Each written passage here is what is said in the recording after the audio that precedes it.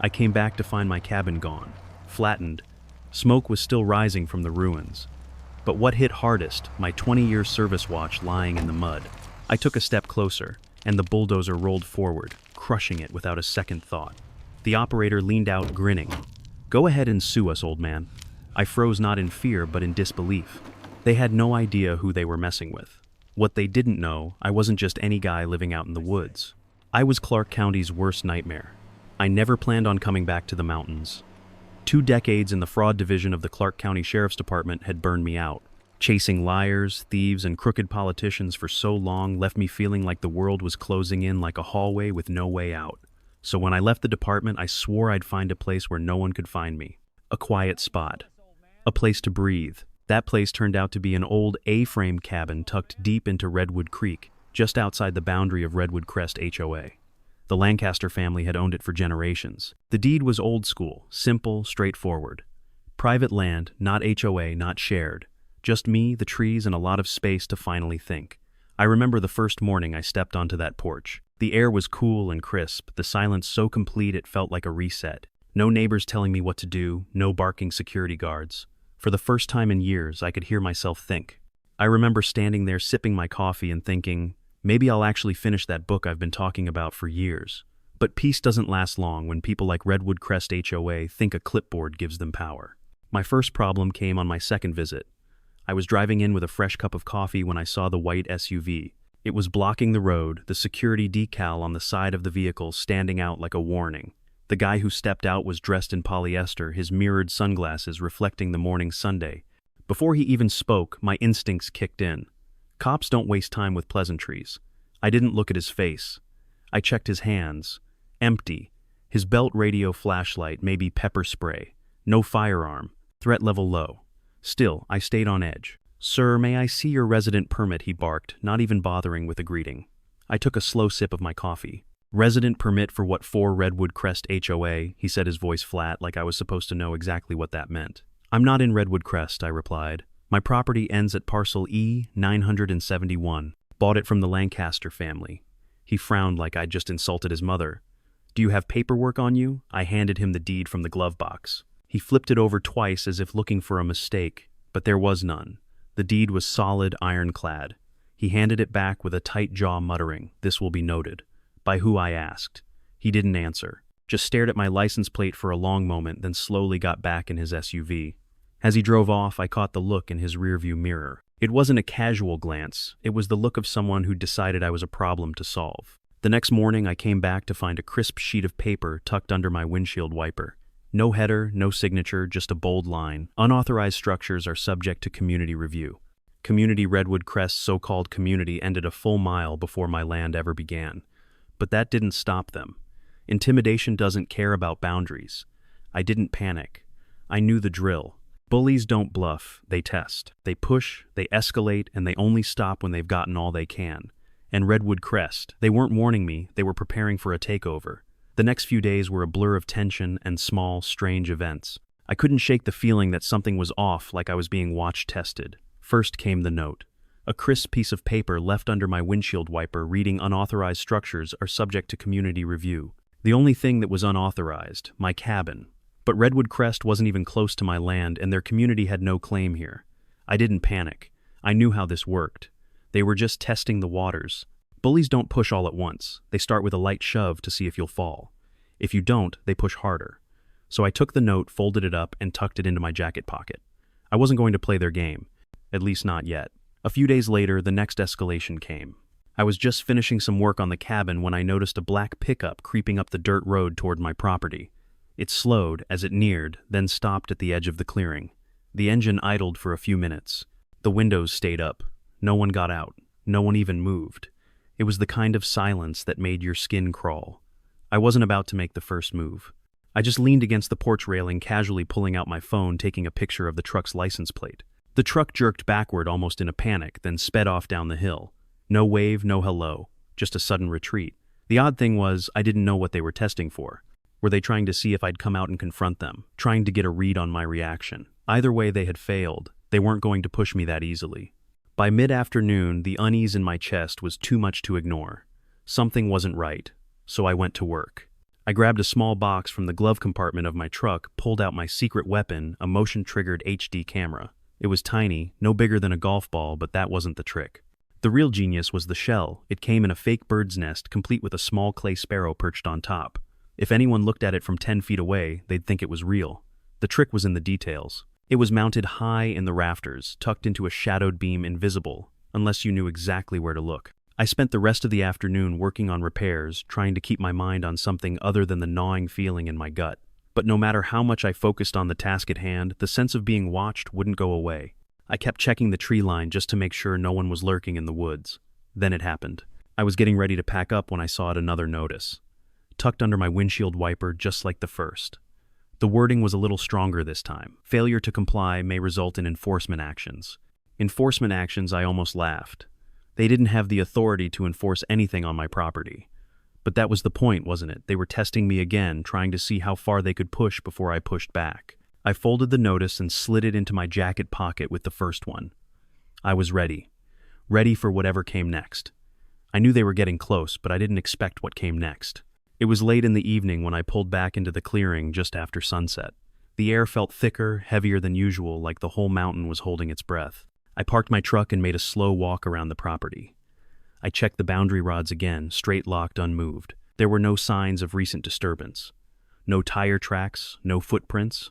It all seemed normal, until I found it. A cigarette butt. Marlboro Red. Strong, cheap, the kind you find in the hands of hired muscle, not a Redwood Crest resident. I crouched down to study the spot, noticing a faint indentation in the soil. Fresh. Maybe a few hours old. Someone had been standing here watching me. They were getting bolder. The next morning I went back to working on the cabin. The rhythmic sound of the screwdriver helped keep me calm, but my mind was still racing. It wasn't long before I heard it, the slow crunch of gravel. I stepped out onto the porch, squinting against the morning Sunday. A black pickup truck was creeping up the road again this time, stopping 20 yards away, its engine idling. The windows stayed rolled up and the truck just sat there unmoving. I wasn't going to let them catch me off guard again. This time I didn't wait. I slowly pulled out my phone, taking another picture of the license plate. I made sure it was clear that it would stand up in court if it came to that. The truck shifted just slightly, then it backed up and sped off down the hill just like before. This time, though, I wasn't content to let it go. I needed to prepare. I knew it wasn't just intimidation anymore. Something bigger was coming. So I went back to my truck, grabbed the camera, and set it up in a position where no one would find it unless they were actively looking. I wasn't just defending my land anymore. I was gathering evidence. They thought they could bulldoze their way into my life, but they didn't know who they were dealing with. It was a Saturday morning when I finally saw it, the bulldozer. I had driven up to the cabin just like any other day, but today was different. The air felt thicker, like the mountain was waiting for something. The sound of the truck's engine rumbled in the distance, followed by a slow, heavy vibration through the steering wheel. My stomach didn't drop from fear, it dropped from recognition. I eased off the gas and coasted up the last bend in the road. That's when I saw it. My cabin, the place I'd been fixing up, building back from the wreckage they thought they'd left me with, was gone, completely flattened. Dust hung in the air like a ghost. The wooden beams stuck out of the ground like broken bones. The roof, just a pile of crushed plywood and twisted shingles. The foundation had been torn apart like something big had clawed its way out of the earth. And there it was parked in the middle of the wreckage, a bulldozer. Its tracks, smeared with wet earth engine running, as if the destruction was just another routine job. Nearby, a work truck sat idling 3 men in reflective vests, standing around pretending to look busy while avoiding eye contact. I stepped out of my truck, my boots crunching on the gravel, and walked slowly toward the wreckage. Every step was measured, deliberate. No panic, no anger. Just calm, the kind of calm you learn to carry after 2 decades of dealing with the worst criminals. As I walked closer, something metallic caught my eye in the mud. My service watch. The one I thought I'd lost, when the cabin came down. I crouched down to pick it up, my fingers brushing against the cracked face and torn strap. The memories flooded back, the years, the cases, the battles fought and won. I stood up, holding the watch, and took another step forward. That's when the bulldozer roared to life again, rolling slowly toward the watch. I froze. The operator leaned out of the cab and grinned. "Go ahead and sue us, old man." His voice was mocking, like he thought this was a joke. I didn't say a word. I just lifted my phone, starting to record. "Who authorized this demolition?" I asked, my voice calm. 2 of the workers shifted uneasily, looking at each other. The third, the foreman, kept his eyes on the ground. I took another step toward him. "Who signed the order?" He swallowed hard.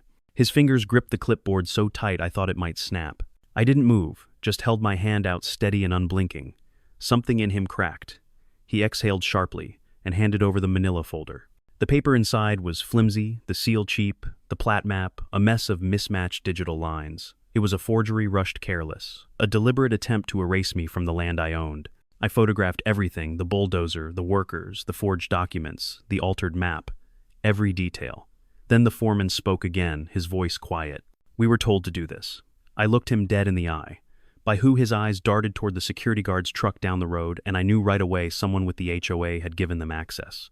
Someone with enough power to get them through the gate. Get out, I said, my voice firm. Now. The foreman didn't argue. The other workers didn't either. Within minutes, the bulldozer powered down, and their truck was speeding down the mountain, leaving the wreckage behind. I stood alone in the clearing, watching the dust settle. But this wasn't over. Not by a long shot. I had the evidence now, but I knew they'd be back, and next time I would be ready. I didn't drive down to the sheriff's office right away. That would have been the easy move, the dramatic one. But I wasn't in the business of jumping into a gunfight empty-handed. I had the evidence now, and I wasn't about to let it go to waste. The first step was to make sure the HOA's dirty work was exposed, and I wasn't the only one who could make that happen. The whistleblower from the HOA had come forward. Her name was Melissa, and she was scared out of her mind, but she had the documents that would bring down the entire board. Emails, board meeting, minutes, land, survey drafts, she had everything. Each document pointed to the same thing. Redwood Crest HOA had been preparing for this moment long before the bulldozer showed up. The entire thing had been about expanding the HOA's boundaries to take control of my land for a developer's project. I took the files, thanked her for her bravery, and drove to the sheriff's office. The paperwork, the forged documents, the bulldozer incident, I knew this would hit them hard. As I walked in with the stack of evidence, I didn't feel any triumph, just cold determination. I handed everything over to the deputy on duty, who promised it would be reviewed immediately. And just like that, the wheels of justice started turning. Within hours, the district attorney's office had enough to issue warrants for the arrest of the entire board, starting with Veronica Hale.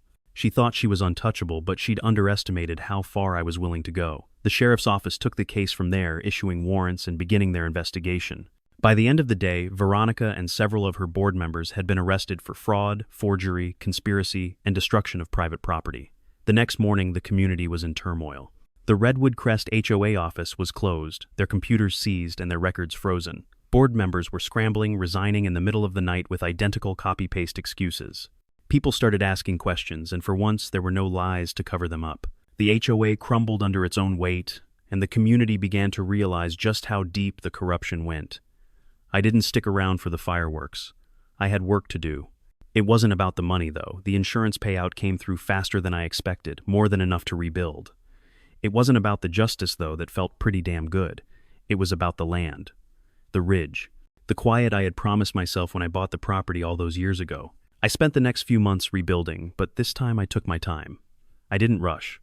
I built it right with steel-reinforced footings and a solid foundation. The new cabin had clean lines, a wide porch facing the creek, and a hunter-green metal roof that echoed the sound of rain. It wasn't just a house. It was a symbol of everything I had fought for.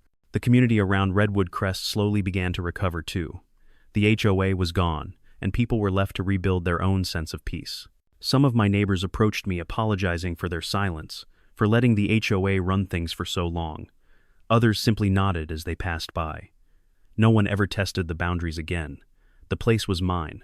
It had been from the start, and now it truly was. Months passed, and I didn't think about Veronica Hale anymore. The court case was over, her power was gone, and the community had moved on. But every now and then, when I'd sit on the porch with a cup of coffee watching the creek flow past, I'd remember the fight. The way everything had shifted in that one moment when I stepped out onto my porch and the bulldozer had started up. But that was all in the past now. The land had settled back into its rhythm, and so had I. One late afternoon, as the sun began to dip behind the trees, I sat on the porch watching the light flicker over the ridge. The trees swayed gently in the breeze, the sound of the creek whispering in the background. For the first time in months, I felt what I hadn't felt since before. The bulldozer tore through my cabin's stillness.